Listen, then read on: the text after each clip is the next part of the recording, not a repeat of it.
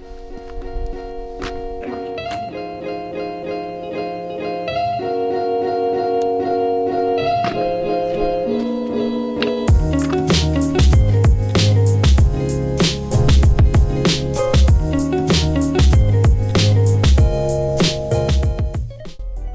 good morning o magandang gabi sa inyo guys. Kung nasan man kayong sulok or ibang panig ng mundo. Today is Thursday, January 22nd, 2026. And bibisitahin ulit natin si baby CJ sa NICU or NICU. Pero this time kasama na natin si Charm. Medyo nakakapaglakad-lakad na rin siya ng maayos, and gusto niya rin kasi makita si CJ and skin to skin, nahanap ng alam mo yun, ina yung kanyang anak. So medyo malamig sa labas, it's minus 22, pero maganda at medyo maaraw. Yan. Ito ba yan siya?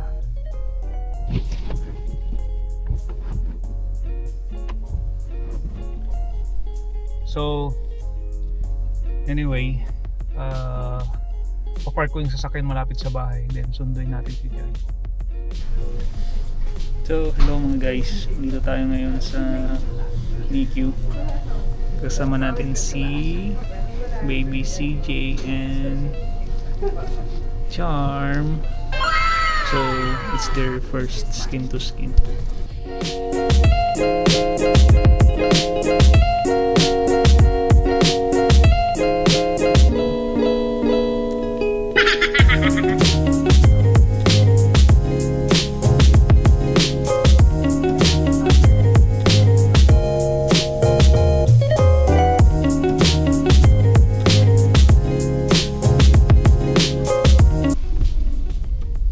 So yan na naman guys,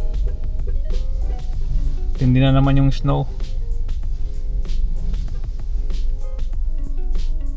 Punta tayo ng Seafood City para bumili ng tanghalian ni Charm.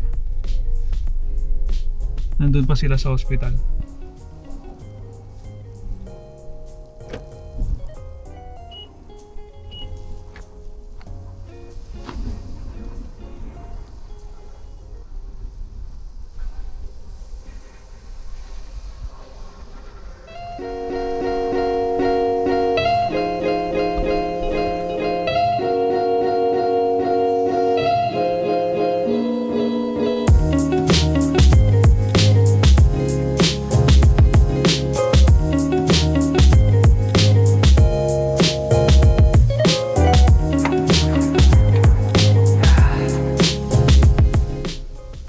So, yun guys, no, nakauwi na kami ni Charm.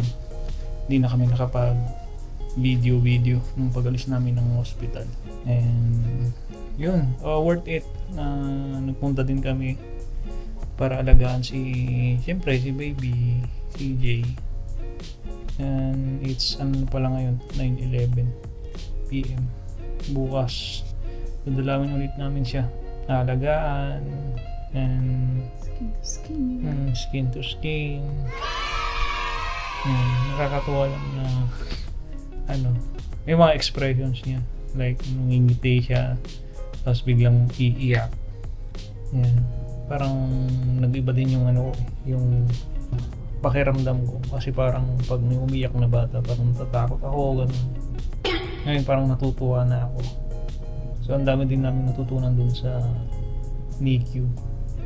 So, tuturuan ka kung paano magpalit ng diaper, ng damit, yan, paano pa didehin, paano ano bang tawag doon, pa-burp. May improvement naman na si baby. Although ang requirements ng hospital is kailangan within 48 hours, hindi na siya gagamit ng NG tube.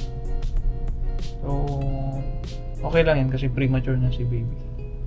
So yan mga guys, bukas update ulit namin kayo. Siyempre susulyapan ulit natin si baby para nakikita natin yung mga improvement dun sa ano niya, sa movement niya, lalo yung pag feed or yung pag-take niya ng milk. Kasi sa ngayon yun pa lang yung pwede niyang gawin, hindi pa siya makakain ng mga solid foods. So yeah, praying din na maging maayos din ang lahat.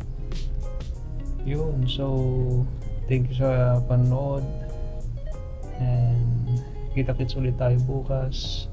Ingat kayo lagi, and God bless.